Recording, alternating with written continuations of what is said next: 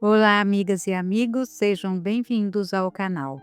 Eu sou Luísa e fico feliz em tê-los aqui para continuarmos o estudo de O Livro dos Médiuns, pedindo sempre a Jesus que nos abençoe, que nos ilumine e que permita que os bons espíritos possam estar conosco, nos orientando, nos ajudando a entender a mensagem das obras básicas, principalmente a mensagem do Divino Mestre.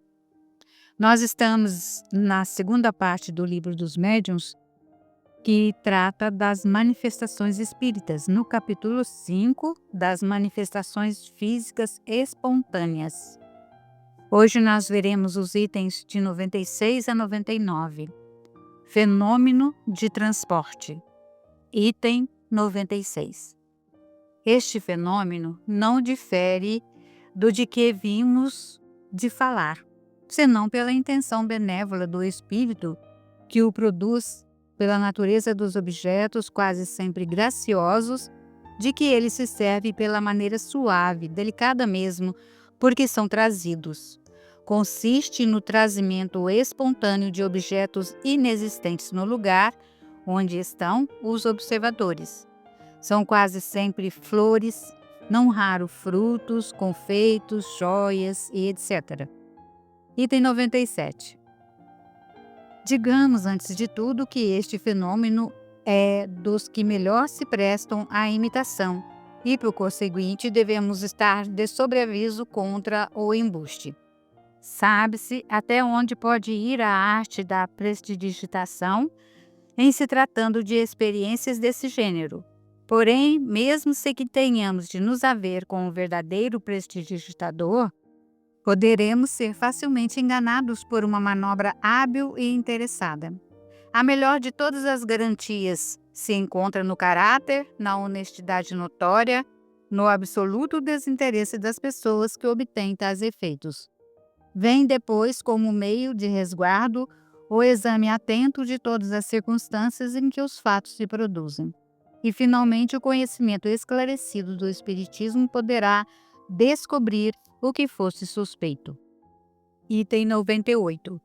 A teoria do fenômeno dos transportes e das manifestações físicas em geral se acha resumida de maneira notável na seguinte dissertação, feita por um espírito cujas comunicações todas trazem o cunho incontestável de profundeza e lógica.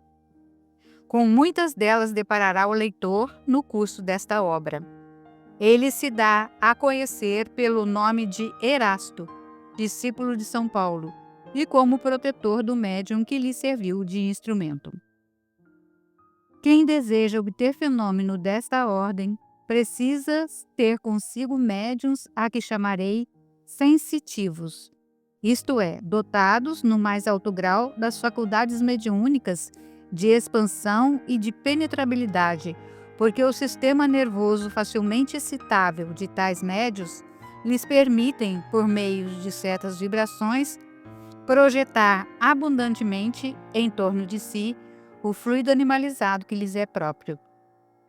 As naturezas impressionáveis, as pessoas cujos nervos vibram à menor impressão, à mais insignificante sensação, as que a influência moral ou física, interna ou externa, sensibiliza, são muito aptas a se tornarem excelentes médiuns para os efeitos físicos de tangibilidade e de transportes.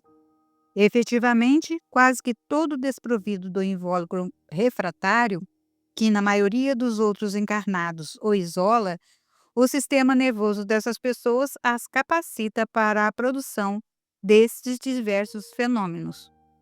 Assim como um indivíduo de tal natureza e cujas outras faculdades não sejam hostis à mediunidade, facilmente se obterão os fenômenos de tangibilidade, as pancadas nas paredes e nos móveis, os movimentos inteligentes e mesmo a suspensão no espaço da mais pesada matéria inerte.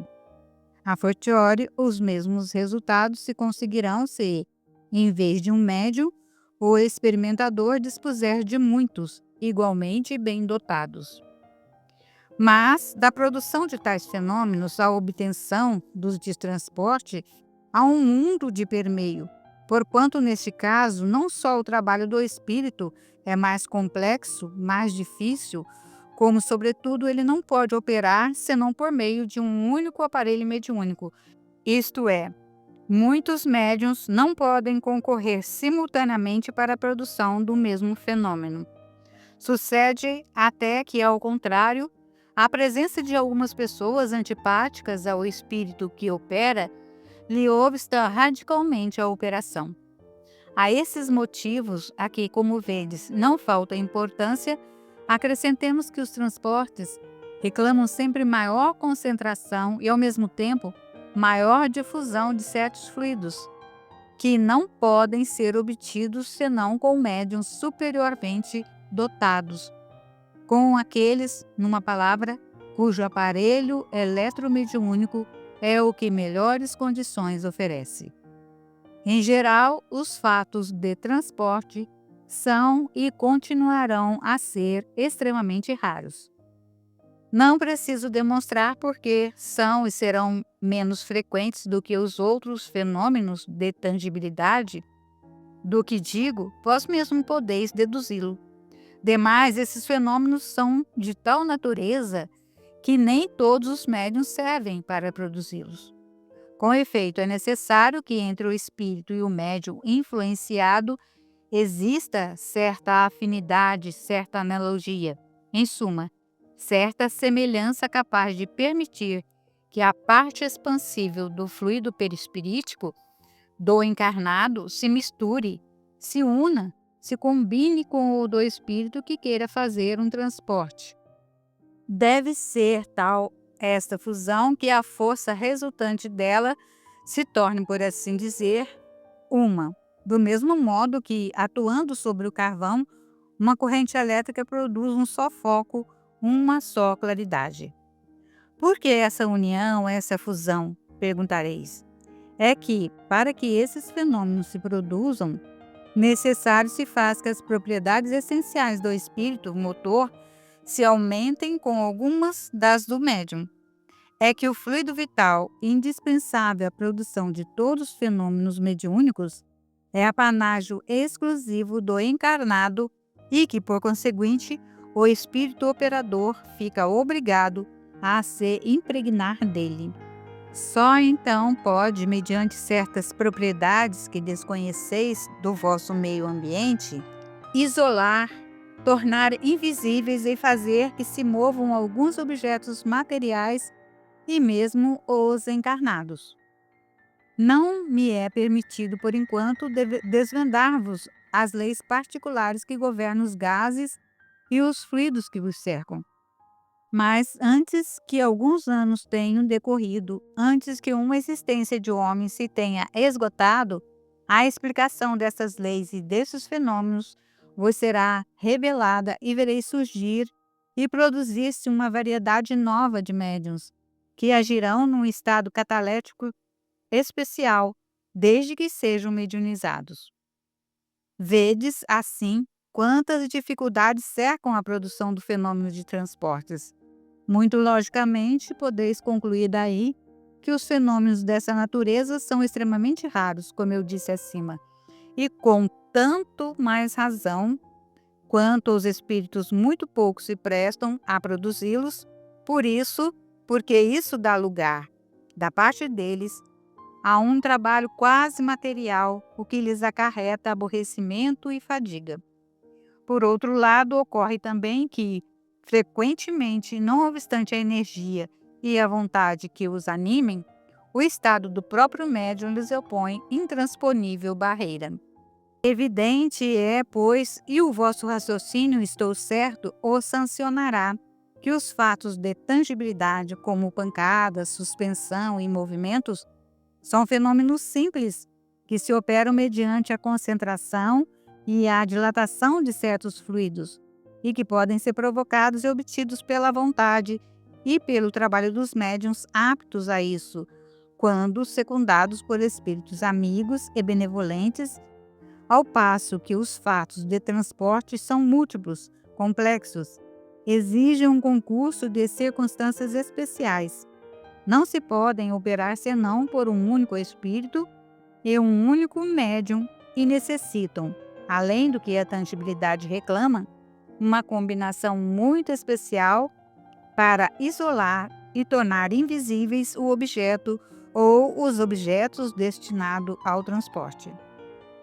Todos vós, espíritas, compreendeis as minhas explicações e perfeitamente aprendereis o que seja essa concentração de fluidos especiais para a locomoção e a tatibilidade da matéria inerte.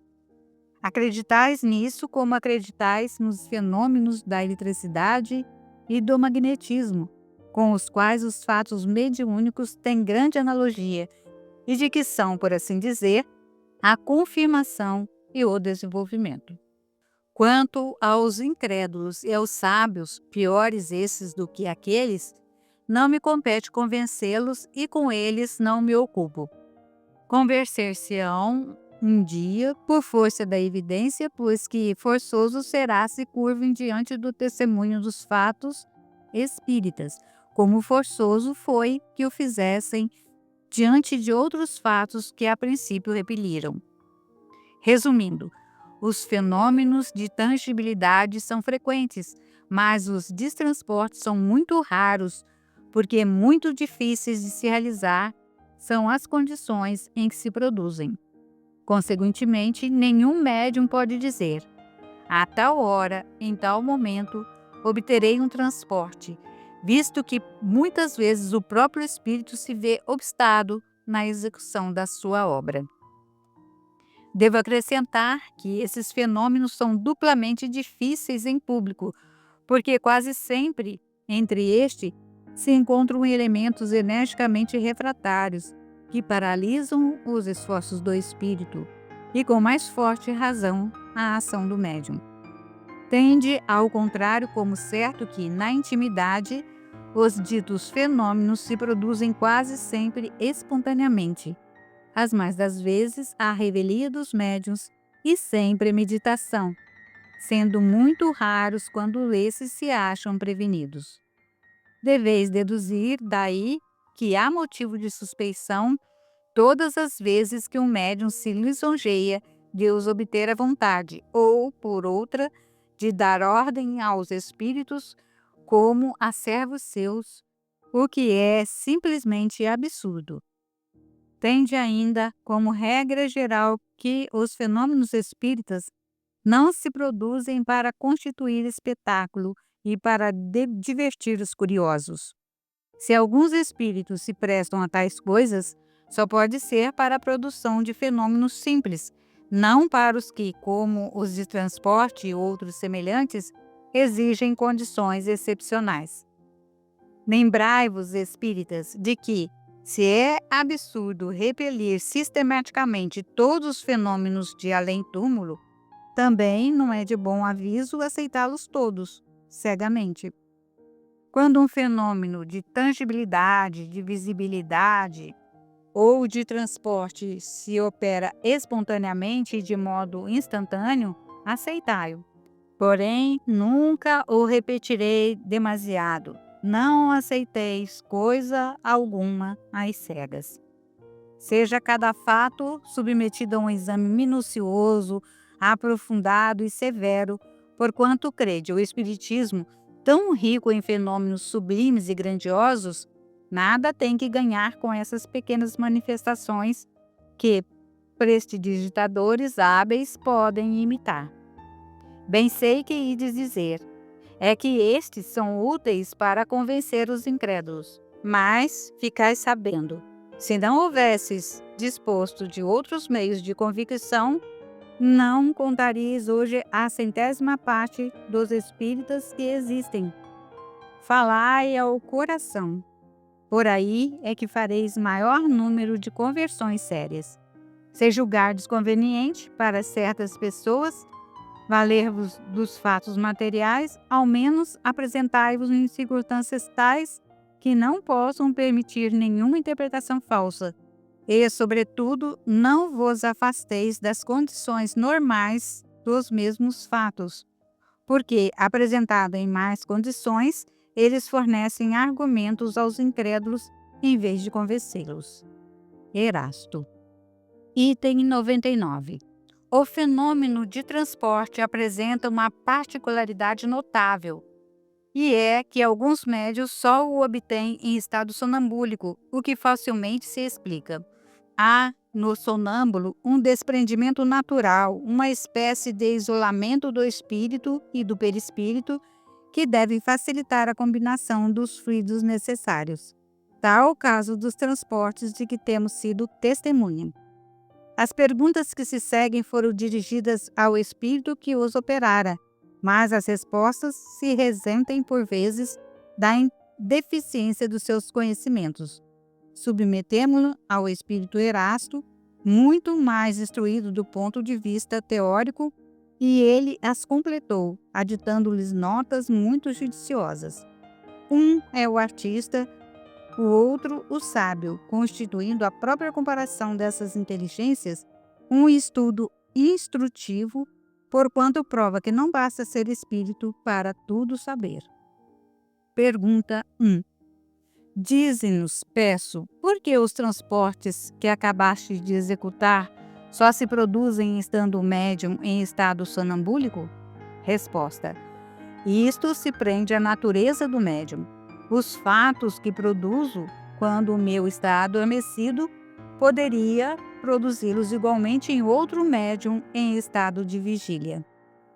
Bem, meus irmãos, foi uma leitura longa, vários itens, mas agora nós veremos o que nos diz o Espírito Miramês sobre esses itens, sobre o transporte. Ele diz que o fenômeno de transporte é bem conhecido e por ele a ação dos espíritos faz transportar objetos de um local para o outro com menos ou mais facilidade, dependendo do grau da mediunidade.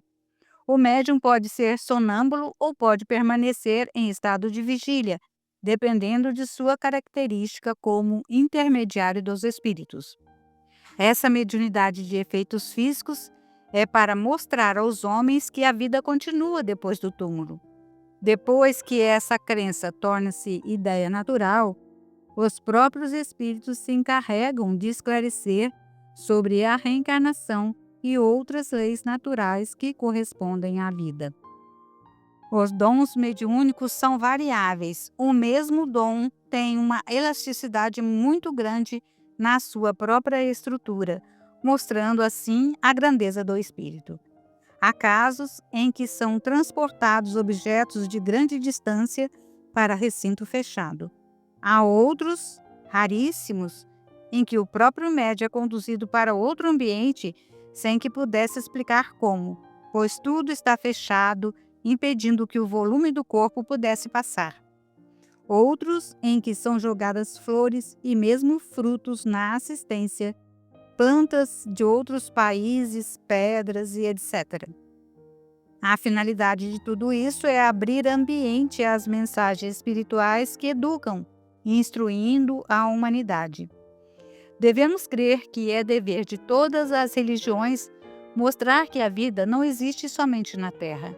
Ela continua depois da chamada morte do corpo e, acima de tudo, mostrar as grandes responsabilidades que o ser humano tem movendo um corpo físico. Cada médium é dotado de uma natureza específica, com capacidade de realizar alguma coisa que somente o espírito pode manifestar. Notarás que as almas do mundo espiritual têm a capacidade de falar com os que ficaram na terra. Isso é motivo de grande júbilo em se saber, por experiência, que ninguém morre. Essa comprovação deve ser o dever de todas as filosofias espiritualistas.